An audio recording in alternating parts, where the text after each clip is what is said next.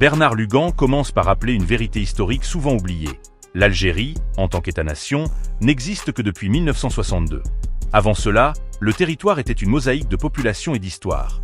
Berbère, romaine, byzantine, arabo-musulmane, ottomane et enfin française. Le nom même des « Algéries » a été donné par la France en 1839.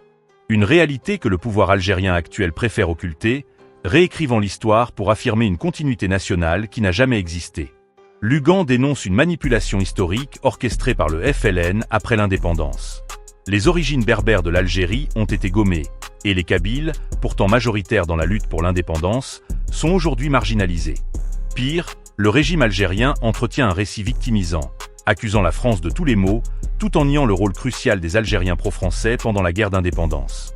Lugan rappelle qu'en 1961, il y avait plus d'Algériens combattants dans l'armée française que de combattants du FLN. Mais pourquoi ce ressentiment persiste-t-il? Pour Lugan, le pouvoir algérien est prisonnier de son propre récit.